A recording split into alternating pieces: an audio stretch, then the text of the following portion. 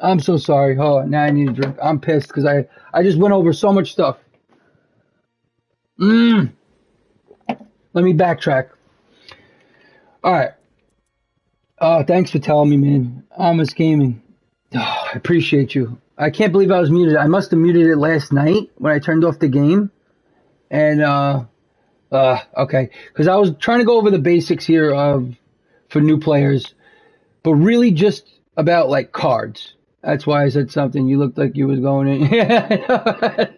I'm so. Oh my god, it's all right. I guess I didn't really go too far. All I really was saying, I'm trying to do a 6-part episode here on the, for new players to learn Yu-Gi-Oh, or returning players that don't know the current game, right?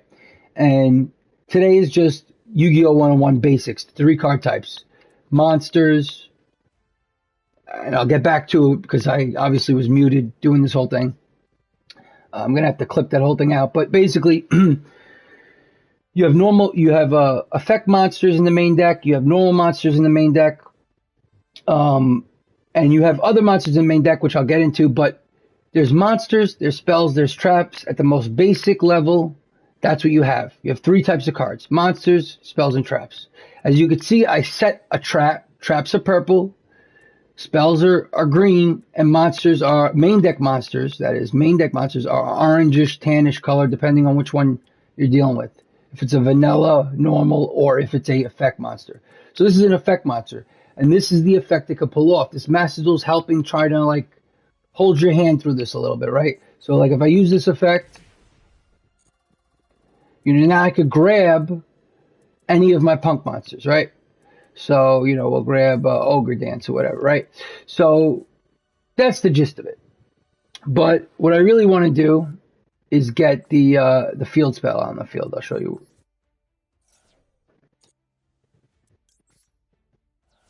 So I use that effect, which I'll get into discarding and all that other stuff. That's more for advanced shit. We're going to send out Wagon, which is one of our guys. Now, this guy, simple. You could pay 600 life points. And this whole archetype of punk, okay, this is an archetype, which I'll get into in like episode 3 or 4. An archetype, maybe even 2, I don't know. An archetype is just, this is the engine of the deck. They all work together well. They're all the same archetype. They're all punk cards, right?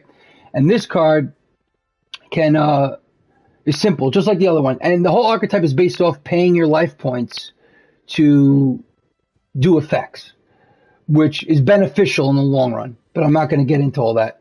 So you add one punk spell from your deck to your hand. So boom, I use this effect. I pay the 600. This is the punk spell. This is a field spell. So I was talking about spells. I went over Rogeki, and while I was muted, and my friend here, Amos, told me I was muted, but I was talking about normal spells. Rogeki and Harpy's Feather Duster are normal spells. Normal spells can only be used on main phase 1 or main phase 2. I got to get back to work. Have a good rest. I appreciate you, man. Thank you so much. Appreciate that. Yeah, come back anytime. Come chill, You saved my ass on the stream. All right, so you have normal spells. I spoke about this before. I'll get back into it later. There are 6 types of spells, like I said. Okay, there's only 3 types of traps.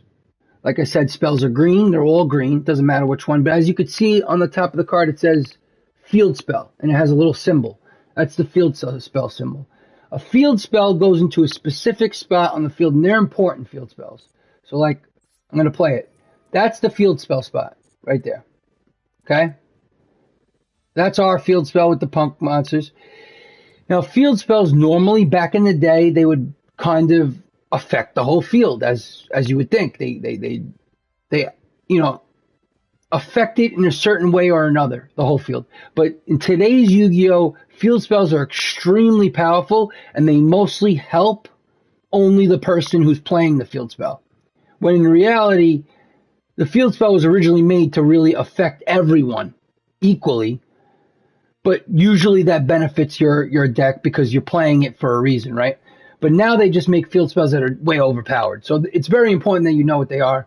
And they got their own little slot on the field. So this is the field. You got your field spell, and you only could have one field spell at a time. If you want to play a new field spell, let's say, then you can, but the other one's going to go to the graveyard. So if I had another field spell right now, I could play it, but that one will go to the graveyard and you can't use it anymore. So you can only have one at a time.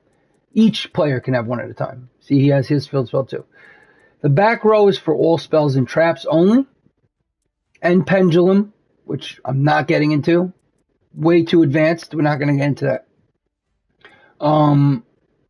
But most of the time you're going to set spell traps here, and you might set specific spells here as well. Okay, this is for later, for the opponent's turn. Okay, you're kind of like setting up for the opponent's turn. Monsters, like I said, when I was muted, you can only normal summon one monster per turn.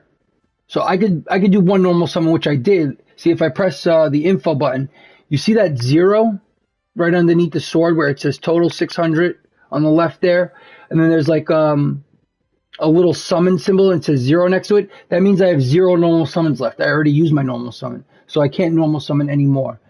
You can only normal summon once per turn. And I'll get back to the levels and everything, but you can special summon, which, you know, like for instance, the yellow, like I said, yellow is effects. Blue is when you want to normal summon or set something, okay? So like, I could use this effect, right? It says you could tribute one punk monster, special summon this card from your hand. So this is a special summoning condition. That's how special summoning works. You could special summon as much as you want throughout your whole turn. You could keep special summoning over and over again, as long as you can meet the conditions to do it. Because you can't just special summon willy-nilly. You have to meet certain conditions. So this one, the condition is you can tribute one punk monster, special summon this card from your hand. So we're going to do that. We're going to tribute Xiamen. Okay, he goes to the grave, and Ogre Dance comes on the field. Now, Xiamen does a secondary floating effect when it goes to the graveyard, but we'll get into that later. I don't want to confuse you. It's already a lot of information. So now that's what I did. I special summoned this card to the field. Okay, and you could do that as much as you want throughout your whole turn, but you can only normal summon once. These are the key, things to know about Yu-Gi-Oh 101, basically, right? And this is your monster zone, obviously. We got 2 monsters here in these 2 zones. You also have 3 other zones. So you got 5 monster zones. You got 5 spell and trap zones. Pretty simple, right? So far. Then you have these 2 other zones, which I'll get into. This is your extra deck monster zones, which, to be honest, you're not going to be using as much as you think unless you're playing a specific type of extra deck monster. Now, earlier in the video, when I was muted, of course, so pissed about that, I did explain that there are 4 types of extra deck monsters. Okay? There are Link, which are blue. These are Link monsters. They're blue extra deck monsters. Okay? This is the extra deck, by the way, on the left. Now, see how it says 15? You can only have up to 15 extra deck monsters in your extra deck. You could have as little as 0, but you can only have up to 15. And you could have as many as you want, really, between 0 and 15, right? But it's separate from your main deck, which is right here, which I currently have 32 cards, but I had 40.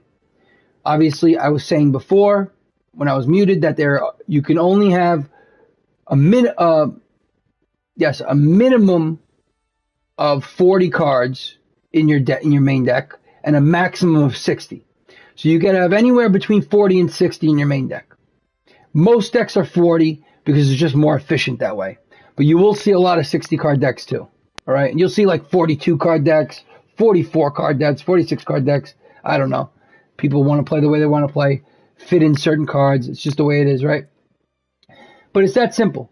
You have the main deck, and your main deck is comprised of these spells, these traps, these main deck monsters, which are effect monsters, and then there's normal monsters, which I went over before, but I'm going to go over again once I get back to the thing. But extra deck, all you got to know is that there's 4 types of extra deck monsters. That's it. There's Link, which is blue, and they do their own thing. I'm not going to go over that in this episode. This is, like I said, basics. Synchro is white. Okay, these are synchro monsters, extra deck monsters. They have their own way of being summoned. Each of them have their own ways of being summoned, right? and they each have their own formula, is what I mean. Like, you know, there's a certain way you can only summon these extra deck type monsters. Then you also have fusion, which are purple. So I got one fusion monster in this deck. Fusion is another extra deck, and they're purple. And then the last one is XCs or XYZ. XYZ monsters are black. And those are your 4 extra deck monsters, right? So that's the gist of a deck. You know, you have your main deck with your monsters, your main deck monsters, your traps and your spells, and then you have your extra deck with all your Link, XCs, Synchro, or Fusion monsters. All depending on how you build your deck. That's for a later time. So let's quit this out. I lose. You see, I lost. I'm terrible at the game. You understand? All right. So, because I was muted, I'm so bad about that, and I so appreciate that this guy almost told me. So here's the deal. Let's go back over it. Today's Yu-Gi-Oh! 101 is about the 3 main card types at the surface level. You need to know this. It's important. And I'm trying to make it as simple as possible for newcomers because it's very hard to get into this game as a newcomer. There's just a lot going on. So that's what this first episode is about, to really ease you in to understanding the cards. That's it. So I'm going to go to my deck. Labyrinth is what I'm playing lately. As you can see, just to show you, I have there's a monster type festival going on right now. They have these events. This is a Master Duel thing, but we'll get into that later. And then I have 1, 2, 3, 4, 5, 6, 7 decks, 6 or 7, 2 punk decks. So it's pretty much the same. But anyway, we'll go here. All right, so here you go. You got your 40 card main deck. You got your 15 card extra deck. And like I said, you could have more than 40 cards, up to 60 in the main, and you could have less than 15, as little as 0 in your extra, but nobody really does that. So now this is the place I was going to, and this is where I wanted to be. Starting with the monsters, like I said earlier when I was muted, there's normal monsters. These are vanilla monsters, like Blue Eyes White Dragon and Dark Magician. We call them vanilla monsters. Why? Because they don't do anything. They're just bodies that don't do anything, you know, besides do damage. So as you can see here, Blue Eyes White Dragon, it has text, but it's flavor text. It says, this legendary dragon is a powerful engine of destruction, virtually invincible. Very few have faced this awesome creature and lived to tell the tale. Yeah, right. This thing gets destroyed nowadays, right? It used to be the most powerful monster 25 years ago. You know what I mean? But anyway, it is still pretty powerful. It has 3,000 attack. That's pretty powerful for a main deck monster, I'd say. So don't look at the other numbers and all the other stuff for now. We'll talk about that another time. But for now, just look that the attack is 3,000. That's where the sword is. And the shield is 2,500. That's the defense. That's what you need to know for now. Okay? And these are vanilla monsters because they don't do any effects besides just being a body that can attack or defend, right? Plain and simple, that's a normal monster. Mind you, these are the main deck monsters. These are not your extra deck. Then there's effect monsters. Effect monsters are basically where you're going to see 99% of the time.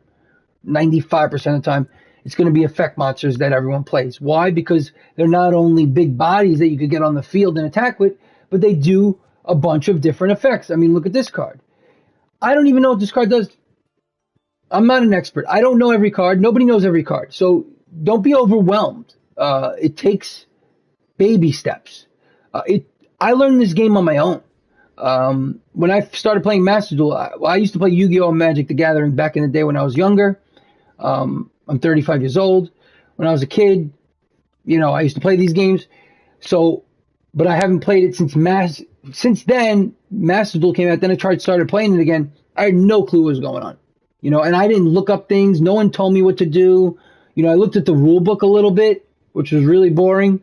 I looked up some YouTube videos. I didn't know about MasterDuelMeta.com, which is something you guys should definitely be taking a look at once you get more familiar with the game. None of this I knew. So I made a mess.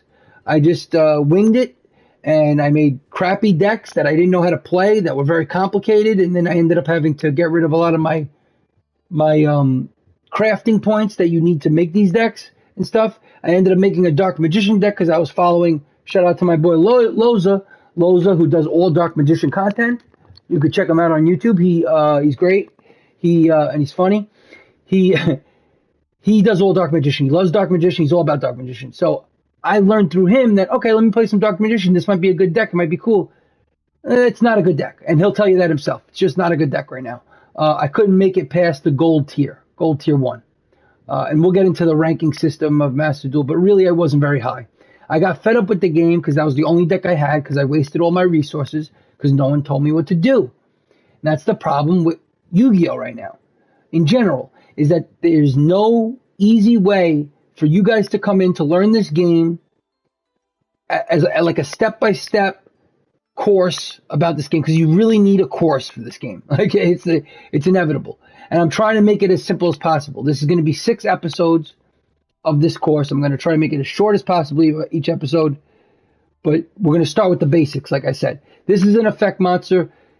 Look at this text. Right away, you could get completely turned off by this game because of something like this. You have to read all this stuff. Imagine playing in an actual match, okay, and you don't know what this card does, because that's going to happen a lot. I still don't know it. I don't know what this card does. I honestly don't even know what this card does. I'm not going to read it, though. It's honestly overwhelming because you have the clock ticking. You're timed. If you run out of time, you lose. You surrender. Okay, so you don't want to run out of time. You got to do things kind of quickly. Okay, the time creeps up on you. So you got to now say, okay, what did this kid just play? Oh, now you got to read all this text, which has 5 sentences. It could be 2 or 3 effects that this thing does, and they might be really important. Some people will say, forget it. I'm not reading all this, right? And then they'll end up losing the game because they don't realize that something important was on here that they did, if they would have read it, they might have avoided, right? So you have to read these texts, and it sucks for new players to have to, even for veteran players, who wants to read all that, right? There's too much text. That's a Konami thing that they need to fix, but whatever. That's the way the game is. And then the best part is it's not like this monster is going to come out on the field and you're just going to have the time real quick to read this text before he makes his next play. No, the good players are banging out cards. Cards are coming out. Combos are happening. Before you even get the chance to read halfway through this card is probably getting sent off the field into the graveyard because new cards coming out. It gets wild, okay? I'm just warning you. I'm just being real with you guys. That's how it is. But for simplicity purposes, in the main deck, you have basically these 2 types of monsters, normal and effect. Everything's an effect monster, basically. But the main deck effect monsters are this color, like this dark orangish color. The vanilla cards, the normal cards are like they're like a light tan color. So you'll know. But you're barely going to see normal, so I'm not going to go too far into that. The effect monsters is what you're going to see, and they have this color if they're coming from the main deck. Now, there are 2 other main deck type of monsters that can be played, but they're also kind of niche and specific to certain decks and archetypes. That is ritual monsters and pendulum monsters, okay? These are all the monster types. See how it says card type? You have normal, effect. Like I said before, there's 4 extra deck. Fusion. Why did I do that? Fusion, Link, Xyz, and Synchro. That's all you got to know for now. There's 4 extra deck type monsters. They can only be played from the extra deck. They are not coming from the main deck. Okay? So keep that in your head if you can. Write this down if you have to. Whatever you got to do to remember that. Those are separate from the main deck. The main deck monsters are the normal, which you're rarely ever going to see. Effect, which is what you're mostly going to see. Ritual, which are sort of like special monsters that need to be summoned certain ways. And they're pretty much the same as effect monsters. They just have their own little mechanics. Okay? You really don't need to know more than that. Most decks aren't playing ritual monsters right now, so don't worry about that too much. But the ritual monster color is like a blue, right? They're blue. So if you do see a blue, you know that's a ritual, okay? Not the same blue as a Link, though. Remember, a Link is this in the extra deck. which is like a lighter blue. This is more like a purplish blue. I don't know. I don't know why they had to make them a blue. They could have made that a damn different color. Any color would have been fine. Make it yellow, dude. Why is it got to be so close to the link? I don't get it. Also, I don't get why trap cards, which are pinkish, are so close to fusion, which are purple. I guess they're not that close, but still close enough. Anyway, that's ritual. You don't really need to know. Just know that there are ritual monsters. They're sort of like a specialty main deck monster that could be part of a deck. You won't see it too much. And then there's pendulum. These are pendulum. Definitely not going to get into the pendulum. As you could see, the amount of text on this one card right here will drive you crazy. So don't even worry about it. I don't even know what pendulum does half the time, so don't worry about it, okay? Who cares? You will run into pendulum decks, though. And usually, when you're playing someone who is using pendulum cards, their whole deck is usually pendulum cards. It's usually like a pendulum deck. And there are like 2 or 3 viable pendulum decks out there that can compete. And when you play them, just hope for the best. I mean, that's the best I can tell you. If you really want to learn what they do and stuff, or maybe play a pendulum deck, that's a whole thing for a whole other time that I'm not going to even go over in this course. Because pendulum is very specific and very different. It's its own strategy and mechanic, and it has its own thing going on. So kind of like push pendulum to the side and forget about it for now. Maybe never remember it again, okay? Because it really is too much. As you can see, the colors blend. Because what pendulum monsters basically are, and they come from the main deck. Remember, they're not extra deck monsters. They come from the main deck, just like the ritual and the effect monsters. They're basically effect monsters. As you can see on the top, they have the same color as the effect monsters. See the color? At the top of the card, it's the same color. But the bottom, okay, or the bottom of the card is green. Why? Because it could also be a spell. Basically, a pendulum monster can be played as a monster, or it could be played as like a sort of like a spell. It could be played in the spell and trap zone. That's all I'm going to tell you about that. They're like a hybrid monster thing, but they could do a lot more than that. And honestly, it's really not that important right now. It's really not. I'm just letting you know that they exist, okay? Pendulum and ritual monsters exist as part of the main deck, the 40 to 60 card main deck. So do normal and effect monsters. And remember, they're like orangish, tannish colors. And then you have the extra deck, which is fusion, which are purple, right? You have link, which are blue.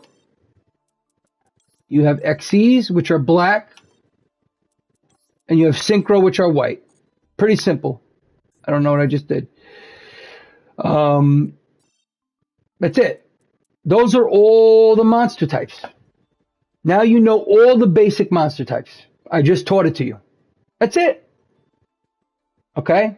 And 4 of them are from the extra deck. So really the other 4 are from the main deck, but the ones you really need to know is that there's just all you have to really know about the main deck is that there's effect monsters in the main deck. They do things to facilitate the deck, to make the deck synergize, to pull off combos, and they usually use their main deck monsters to pull off combos to get to the extra deck monsters. That's essentially how it works, right? But every deck is different. And when you get down to the micro level of things, as opposed to the macro level of things, which is what I'm doing here, this is intro to macro Yu-Gi-Oh here. When you get down to the micro of things, it gets a lot more complicated. There's certain cards that can bend the rules, or there's loopholes. Don't worry about that. There you go. That's monsters. But I was really up to spells and traps when I realized I was muted. So let's go into spells and traps. Here are the types of spells and traps. This is the good thing about Masters. They kind of give you like a breakdown of everything. These are all the types of monsters. I'll go into that another day. We're going to end this video soon. We're just ending it with spells and traps. That was the whole point of this 101. Just to know the 3 card types. Monsters, spells, and traps. And then their subtypes, right? So spells. Spells have 6 subtypes. And I was talking about this when you guys were watching me play the solo match. There's normal spells, field spells, equipped spells, continuous spells, quick play spells, and ritual spells.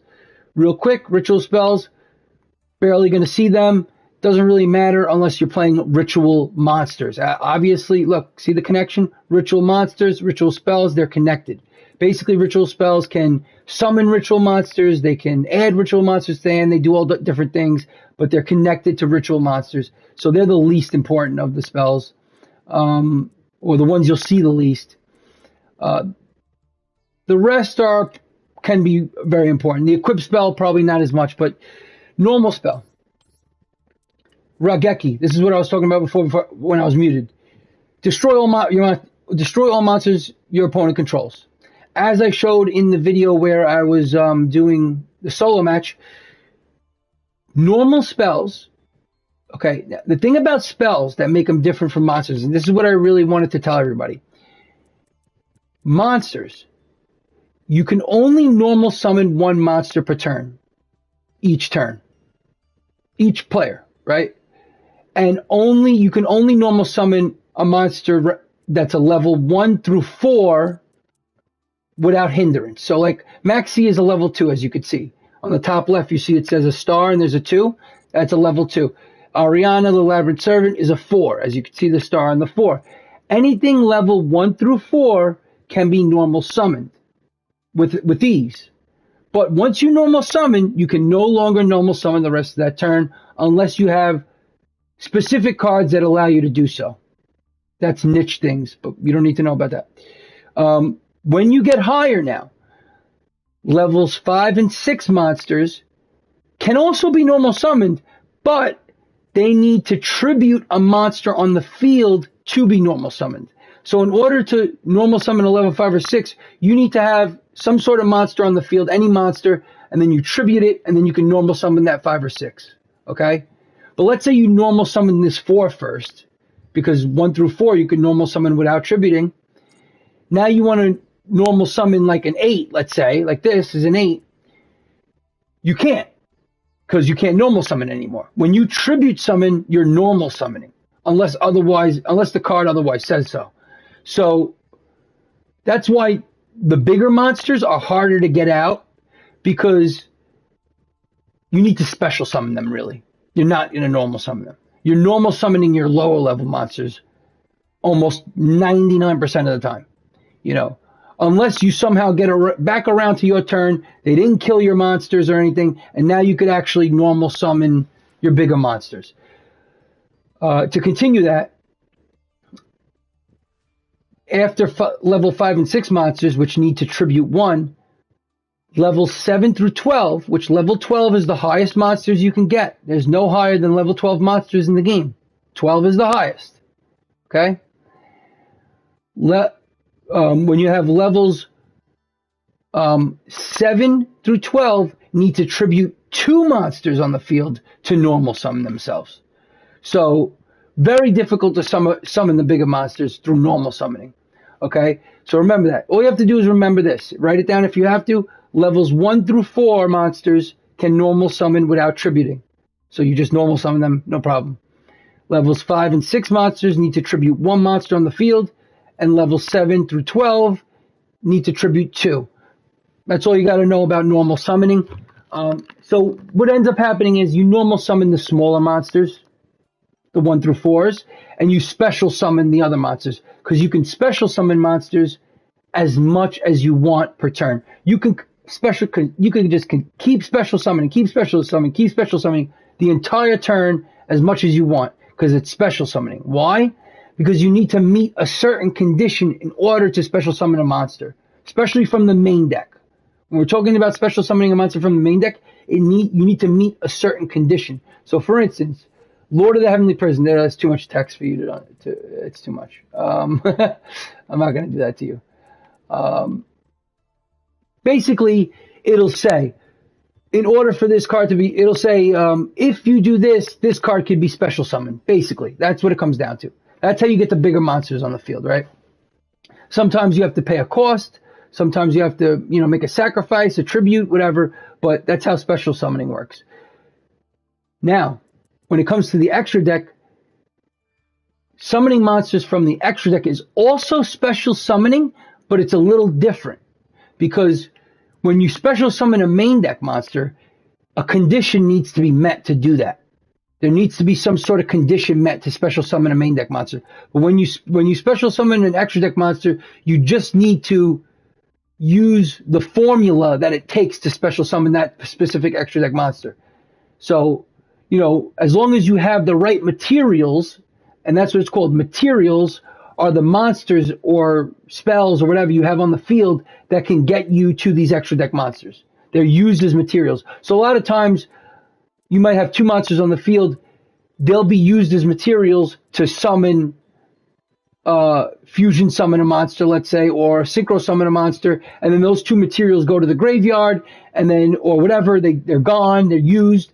And now you have this bigger monster on the field. So basically the main deck monsters are used to facilitate the deck, okay, to get monsters on the field, but then also to combo off into the extra deck monsters. Those are your bigger monsters, your stronger monsters, the ones with the better effects, usually, and they help you, build a strong board so that you can beat your opponent. That's essentially what it comes down to, right? But I'm rambling and I'm going too much. I feel like I'm giving you guys too much information, but that's it with the monsters, right? We went over all that. You got it? Hopefully you wrote that down. Hopefully you know what all the colors mean and what are the extra deck monsters, what are the main deck monsters. Now, the reason why I bring up the normal summon and the special summon is because the difference between monsters and spells is that spells can be used as much as you want. You can use as many spells as you want. It's unlike monsters where you can only normal summon one monster, and yes, you can special summon as many monsters as you want, but there needs to be certain conditions met to special summon those monsters. Spells just can be used and used and used, unless you can't use, sometimes you can't use the same one over and over. But look at Raigeki here, right? Which is a 2 of, by the way. We'll get into the ban list, because another universal thing you need to know, every single card in Yu-Gi-Oh! Can be played at 3, no more than 3, unless they're on the ban list. And if they're on the ban list, they could either be semi-limited, which is what this is. That means you can only play 2 of it. They could be limited, which is what Harpy's Feather Duster is. It's a 1 of. Or they're completely banned. You can't play it whatsoever. So, quick tutorial on the ban list. But this is a 2 of. It says, destroy all monsters your opponent controls. Simple, great card to start learning spells with, especially a normal spell. And it says right above it, normal spell. You could see, right? Right above where it says spell and destroy all your opponent's monsters, it says normal spell. This card wipes your opponent's monsters. Now, the thing with normal spells is their condition compared to the other spells, right, is that they can only be played during main phase 1 or main phase 2. They can only be played during the main phases. And I went over this before when I was muted, but basically, per turn, you have 6 phases. You have a draw phase, where you draw. You have a standby phase, which is usually for certain effects to go off. We'll get into that another time. Those are 2 quick phases that don't really matter that much right now. Then you have main phase 1. That's when you can start really building your board and doing all your shit, right? Then you can go to your battle phase. So you try to set up your board, but then you can go to battle phase and try to put attack on and do damage to your opponent and destroy your opponent's monsters, etc. Then after the battle phase, there's a main phase 2 where you could sort of like reset up your board and do things that you couldn't do before battle, right? And then there's the end phase, which sometimes cards have effects that trigger during the end phase. Same thing with the standby phase. But we'll get into the phases another time. The point of all of this is that to explain the spells, the normal spells can only be used. They're very powerful. That's the thing about normal spells. They can be very powerful. Look at this. This destroys all your opponent's monsters that they control. Boom, they're all gone. They go to the graveyard. They're dead. Harpy's Feather Duster. Destroy all spells and traps your opponent controls. So the back row. And we talked about the rows. There's a 5 in the back row for the spells and traps, 5 in the front for the monsters. And then you got the 1 field spell zone, and then you have that 1 extra deck monster zone, right? That's how your board looks. This wipes that whole back row. Spells and traps gone. These are powerful effects, right? That's because they're normal spells. Normal spells can only be used on your own turn during the main phase only. So you only got that 1 window to use them. And it's got to be during the main phase, one of the main phases, 1 or 2, unless otherwise the card says. and only on your turn. You can't use it on your opponent's turn. So that's what normal spells are. Now, that's their condition. That's the difference between the other spells. The field spells, what I showed you in the solo match that I was showing you. Field spells go in, and as you can see, they have their own symbol. It says field spell. They go into that little extra slot on the side of the board, separate from the two rows of 5, because you can only play one field spell at a time. Like, there can only be one field spell on the field at a time for you. Each player can have one. And a field spell usually affects the whole field. Back in the day, like a card like Necro Valley that I'm looking at right here, let's look at it. It says all Gravekeeper's monsters gain 500 attack defense. Cards in the graveyard cannot be banished. This applies to both you and the opponent. So even your own cards in the graveyard cannot be banished. Then it says negate any card effect that would move a card in the graveyard to a different place. That applies to both you and the opponent. Negate any card effect that changes types or attributes in the graveyard. Once again, it applies to both you and the opponent. That was the point of field spells back in the day. It was to affect the entire field, but a person who might put a field spell in their deck might do it because it might give them the slight advantage in certain situations, or it might give them a big advantage. It depends on the situation, right? Today's field spells are a lot more powerful, and they seem to only help the person who's playing them a lot of times. So you need to know these field spells because they're really powerful cards in a lot of decks nowadays. And basically, that's the difference between that and the other spells. They go into the field spell zone, so you can only play one of them face up at a time, and they usually like sort of floodgate the field or something like this. Stops you from using the graveyard, right? This one, Chicken Game, says you could draw one card or destroy this card or your opponent gains deadline. So like they'll have their own little effects that could either affect the board or affect a specific thing. That's essentially it. But they stay on the field unless destroyed, or if you play a new field spell, you could play a new field spell and that field spell will go to the graveyard. So you really, it's always on the field, okay? A normal spell is not. After you use a normal spell, you activate the normal spell, like Rogeki, right? You activate it, right? Boom, activated. Your opponent has a chance to respond and maybe negate it or something. If they don't, boom, the effect goes through. That's called effect resolution. Wipes out the field. Now that's resolved. This card will go to the grave because that's all it does. It has its effect and it goes away. That's it. Plain and simple. If you played Magic the Gathering, you should know what I'm talking about. Or if you played at least a little bit of Yu-Gi-Oh, you should understand. Equip spells, these are probably some of the most least important. Pretty simply, as they say, you equip it to usually a monster on the field, and they'll either boost up the monster's attack or give them an effect or make them unaffected by things. I don't want to get too much into equip spells. But basically, they get equipped to a monster, and they still sit in the spell and trap zone, but they're just connected to the monster, and they do something to either boost that monster or protect that monster in some way, shape, or form. That's it. That's an equip spell. You won't see it too often. Not a lot of decks play equip spells right now. But the normal spells and field spells are very important. Continuous spells also very important. Continuous spells essentially are like field spells in a lot of ways because they stay on the field. They're continuous, right? They stay on the field. And they do, a lot of times, continuous effects, like field spells can too. Basically like, let's see. Here's a field spell that's simple. Finite cards. You play this, the hand size limit of each player becomes 3. So each player can only have 3 cards, according to this continuous spell. As long as this continuous spell is on the field, in your spell and trap zone, and by the way, this is in one of those 5 spell and trap zones, not in the field zone. Only the field spell goes in the field zone. So you can play multiple continuous spells. You could play up to 5 if you have the room, right? And basically it tries to like this one's obviously trying to keep both players at 3 cards in their hand, so less resources. Obviously you're trying to control the game with these cards, right? Sometimes they have activated effects where when they come out, an activation is done, and it's a one-time activation effect, and something happens. And usually it always has like a trigger effect, which means if something happens, it triggers it, and it'll cause an effect to happen. Or it'll have a continuous effect that just, affects the whole field, all the time, right? But I don't want to get into the logistics of continuous effects versus activated effects versus triggered effects and all this other stuff. That's for a deeper episode, a deeper 101 talk. But anyway, that's continuous spells.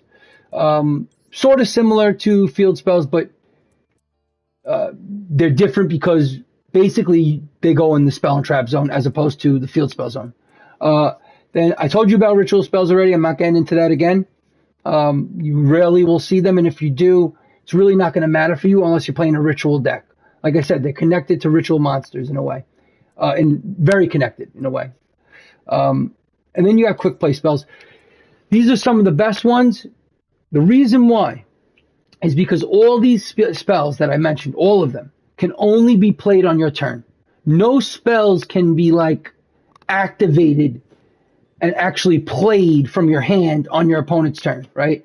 The continuous spell and the field spell stay on the field, so they can be activated. I mean, not activated. They can be triggered, and their effects can affect the opponent on the opponent's turn because they're just already up on the field, face up. Their presence is there already. It's not like they're gone. Like a normal spell goes away, a ritual spell goes away. So do quick play spells. Quick play spells are basically like normal spells, except because they go away after you use them. But these are different because you can play them directly from your hand at any point in time on your turn. Okay? So let's say your opponent does something, right? You can immediately respond with a quick play spell from your hand, as long as it's your turn, at any phase. Doesn't have to be the main phase or main phase 2 or whatever phase. Any phase this thing could come out and freaking do its effect, unless it otherwise says. So that's the big difference between that and a normal spell. Normal spells are slow, but they're powerful because they only can be used during the main phase. But quick play spells are really good because they could surprise your opponent. You could just pop off on one, boom, on your turn from your hand. So it's sort of like a hand trap, which I'll get into hand traps another time. But quick play spells, the other good thing about them is they're the only spells that also you can set them on your field in the spell and trap zone. You could set it, right, face down. And then when it's your opponent's turn, you can use it on your opponent's turn as long as it's set face down on the field. So you can't use it from your hand on your opponent's turn, but you can set it before you pass turn to your opponent. Set it, okay? A quick play spell is very important. And then on your opponent's turn, you can use that quick play spell at any point in time during your opponent's turn. So it essentially becomes a trap, because that's pretty much what a trap does. But very powerful because, like I said, you could play it at any point in time during your turn from your hand, or you could play it at any point in time during your opponent's turn as long as it's set on the spell and trap zone on the field. That's the spells. There's 6 spells. I hope you got the gist of all that. I know it seems like a lot, but really all we did today was go over the types of monsters that there are, the very basic macro level type of monsters, and the spells. And then real quick, I'll do the traps because there's only 3. Okay, it's simple. You got normal traps, a lot like spells. Normal traps well, actually not a lot like spells. So the difference between traps and spells is this. Spells can be played on your turn. Spells are meant to be played on your turn. Okay, like normal spells can be played during your main phase only. Quick play spells can be played from your hand on your turn. Equip spells, ritual spells, field spells, and continuous spells, they all have to be played on your turn. You cannot play them on the opponent's turn. Okay? Traps are sort of the opposite. Traps, sort of like what you think what a trap would be. Like, think logically about a trap, right? You're setting a trap for your opponent, right? Think about it. You're trying to set a trap to stop someone or stop something, right? So what you do with a trap or normal trap is you set it in the spell and trap zone, just like you would a quick play spell on your turn, and then on your opponent's turn, it becomes active. So you cannot use it on your turn at all if it's in your hand. unless the card specifically otherwise says. There's specific cards that say that, but very rare. Most normal traps, they need to be set on your turn, and then you pass turn, and then now they're active, and now you can activate them on your opponent's turn. And the beauty of normal traps is a lot of them, not all of them, but a lot of them can be activated at any point in time on your opponent's turn. So if they do something, you can just, boom, activate it, flip it, and do its effect. And it takes them by surprise because they don't know what trap you got. It's face down. It's covered. So that's the whole point of the trap. It tricks them. It takes them by surprise. And most of them you can activate at any point in time. It doesn't have to be the main phase or anything. You can just activate it on your opponent's turn as long as the card allows you to do that. Some of them need to be activated during the battle phase. It depends, right? But that's the main difference between a trap and a spell, is that a spell can be played on your turn. Okay? The turn you draw that spell, let's put it that way. Let's say you just drew that spell, now you can play it. Okay? If you just drew that trap, you cannot play it yet. You have to set it first, then pass turn, then you could play it. Now, you can play a trap on your turn, but it would have to still be on your field after you already passed turn to your opponent's turn, and now it's passed back to you, and you still have that trap on your field. So basically, or if you were somehow able to set that trap on your opponent's turn, which is possible, things like that can happen. Labyrinth works like that a lot. Basically, you need to set it first on either your turn or your opponent's turn, and then the next turn it can be activated. It's slow. It's a slow thing, So it has to be set. That's a normal trap. Okay? Normal traps tend to be pretty powerful. And they tend to be able to work almost whenever you want. Some of them need to be triggered. Some of them can just activate. It depends. But we'll get more into that in the next episode. Continuous trap, just like continuous spell. Same thing, except what's the rule with traps and spells? Hopefully you know by now. Say it with me. A trap needs to be set, and then it needs to be the next turn, then you can activate. A continuous spell, you can play right away on your turn and use its effects. A continuous trap, you need to set first, wait till your opponent's turn, then you could flip it and use its effects. But it does stay on the field. That's the big difference between that and a normal trap. A continuous spell stays on the field for the entirety until it's destroyed, right? This goes for everything. One of the best continuous traps in the game that has been knocked to one because everyone hates it because it's a floodgate. And you will learn as a new player in Yu-Gi-Oh! That everyone hates floodgates. I do not. I'm a control deck player. I love floodgates. I think it's hysterical to make people quit because that's what they do. And people don't like it. It's unfair. It's unfair. A lot of things are toxic in Yu-Gi-Oh! Don't listen to people. Sometimes they get very bitter about the floodgates. Not important because there's plenty of decks out there that do way more toxic things. This is literally just a card that you flip, and that's what bothers them. It's just like you just flip it, and it affects the whole I'm sorry, Chris, the whole field. Look what this does. So this is considered a floodgate. This is also a floodgate, Rivalry of the War was. So floodgates, and look, they're all at 1, by the way. You can see they're all limited to 1 because people complained about them that they're too powerful. So this card says, activate this card by paying 1,000 life points. So you pay 1,000 life points, and then you activate it. You're flipping it on your turn, right? And you can activate it anytime on your opponent's turn. But you got to pay those 1,000 life points. Then it says negate the effects of all face-up monsters while they are face-up on the field, but their effects can still be activated. So that means any monsters, and including your own, it's a floodgate. That's what a floodgate does. A floodgate usually affects the whole field, even yourself. And it stops them from doing something. All monsters that are face up on the field cannot activate their effects. Basically, all monsters cannot activate their effects on the field.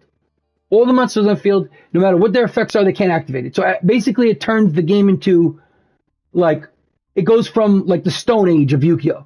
Skill Drain literally just turns the game into the Stone Age of Yugioh, where all the monsters are just bodies now.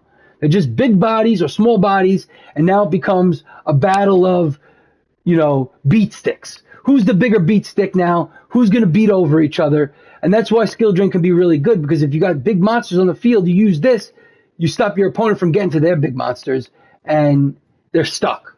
And then you could just pound over them with your big monsters. And that's what this does. It just negates every monster's effect on the field continuously until this card is destroyed. But the one little trick that people don't seem to understand, there's a way to avoid getting, completely screwed by skill drain, is that it says negate the effects of all face-up monsters while they are face-up on the field, but their effects can still be activated. So if you activate an effect with a monster, right? Now, if you let the effect resolve while that monster's on the field, it'll get negated. But let's say you have a card, like in Labyrinth, we have compulsory activation device, which says target one monster on the field, return that target to the hand. We could bounce our own card back to the hand while it's already activated its effect. So it activated its effect, then we chain, which I'll talk about chain linking later, but we chain this card, bounce our card that we activated back to the hand. Now it's no longer on the field. Now it's in the hand, but the activation of the card was on the field. So skill drain will not negate it because the card is no longer on the field. It doesn't negate the activation, it negates the effect, but only if it's on the field. So now because the card is off the field, the activation goes through. So there's ways to avoid skill drain's effect. And I think people need to learn that more because they complain too much about it. But basically that's a continuous trap. I'm going too much into this stuff. And floodgates are a big part of that. They usually affect the whole field. Last trap, and then we're done for today in Yu-Gi-Oh! 101. I know it's been very long and very sloppy because I was muted. I'm very sorry about that. Very stupid for doing that. Then we have counter trap. Counter trap's your last one. Solemn Judgment's a perfect example. As you can see, a counter trap has like the little arrow. So every spell, trap, and hand traps, which I'll get into, have a certain speed, a spell speed, it's called. Like normal spells are speed 1. Hand traps are speed 1. Mostly everything is speed 1. But quick play spells are speed 2. So they could go over a lot of other things because they're quick plays. Boom, you could use them almost at any time, right? Quick play spells are speed 2. And all traps are speed 2. Traps are faster than spells in terms of their effect will supersede the effect of the spells because they're quicker. So you can't like go over the top of a trap with a normal spell. You just can't do it. It's not fast enough, right? So except for a quick play spell. A quick play spell is on the same level as a trap. So all traps are speed 2 except for counter traps. Counter traps are speed 3. They are the only cards in the game that are speed 3, meaning you cannot counter them. That's why they're called counter traps. They counter everything else, but you cannot counter them unless you have another counter trap. So a counter trap can only be countered by another counter trap. So it's the fastest thing in the game. It can't be negated by anything else unless it's a counter trap. So basically what a counter trap is, it's the same as a normal trap really. You set it, you pass turn, and like this one, which is one of the most powerful ones in the game, says when a monster or monsters would be summoned or a spell / trap card is activated, meaning anything. If a monster is summoned, if a spell or trap card is activated or played, pay half your life points. Hefty cost, but hey, pay half your life points, negate the summon or activation, and if you do, destroy that card. So you could just outright wipe out whatever they want to do, whatever it is. It's a quick one-off wipeout, but you got to pay half your life points. So, and it can't be stopped unless they have another solemn judgment. Like that's the only way they're really going to stop you, right? So very powerful card, but also hefty cost to it because it's very powerful. So there you have it. That's the gist of it, guys. I really don't want to go longer than this, especially since I already talked about half of this while I was muted and I'm exhausted now talking about it. We'll get into attributes. Let me bring out my notebook here. I got a whole list of what we're going to talk about here, guys. All right? You see what I'm saying? I write it down. I care about you guys. I do. All right? So That was episode 1, the basics. Yu-Gi-Oh! 101. We talked about 3 card types: monsters, spells, and traps, right? Spells are green, traps are purple, monsters can be a lot of different colors, but main deck monsters are mostly orangish tan, right? Remember that Ritual and Pendulum are also part of the main deck monsters, but they're a little bit more rare, a little bit more niche. Remember that there's also 4 other monster types that are part of the extra deck only and exclusively to the extra deck, and that's Fusion, Link, Xyz, and Synchro. Those are your 4 types of extra deck monsters. That's all you really need to know about monsters for now, okay? That's main deck versus extra deck. That's what I was going to talk about. Then spell types.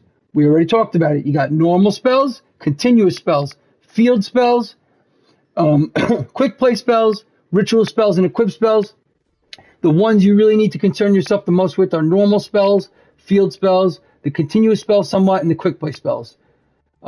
Especially the quick play, field spells, and normal spells probably are the most used out of everything. You will see a lot of continuous spells too, but in reality, when you're playing against them, you just need to know what they do. But when you use them, you definitely need to know that these are the different types of spells. It's just something to know. Traps, there's only 3 types: normal, continuous, and counter. Very similar to spells. A normal trap is like a normal spell, except it can only be used on the next turn. Normal spells can only be used on the main phase of your own turn. But remember, normal traps can be used at any point on your opponent's turn, as long as you can activate it whenever you want, right? Depends on the card.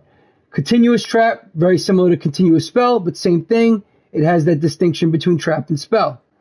Counter trap, spell speed 3, fastest card, can negate and stop anything, and nothing can really go over it except another counter trap. So we went over all that. Next episode, we are going over monster types, attributes, levels, ranks, the abilities, meaning there's certain very specific ability right down here. You'll see Tune, Gemini, Union. A lot of these don't really mean anything. Spirit, but like Tuner is important. Flip.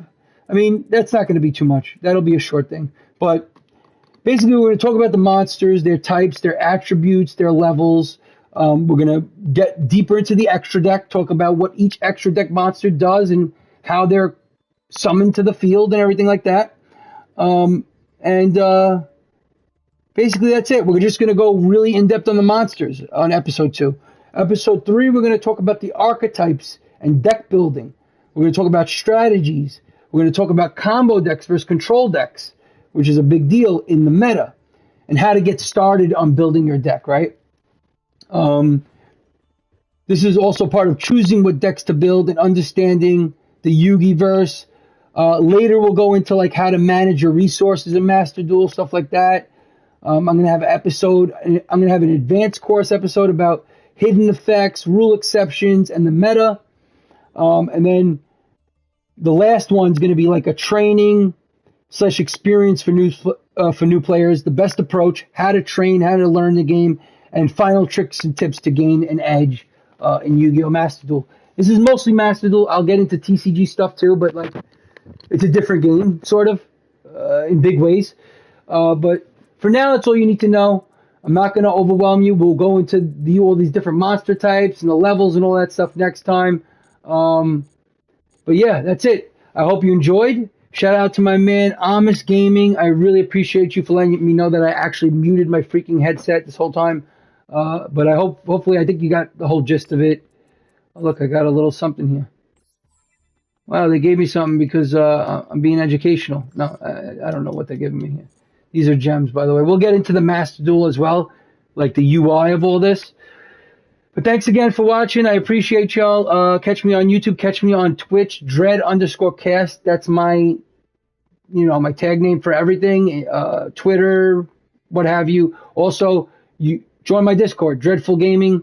It's called Dreadful Gaming. That is Dreadful Space Gaming. And once again, my name is also Dreadcast there.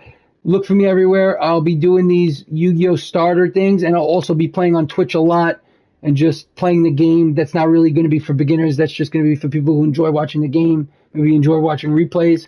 And actually, 1 win away from Master 5, for those of you who know what I'm talking about. But appreciate y'all for coming. It's your boy, Dreadcast, See you next time. And remember, stay safe. Keep doing your thing. And hey, it is what it is. Take it one step at a time. You'll learn the game. Have patience. You'll enjoy it one day, I promise you. All right. Catch y'all later.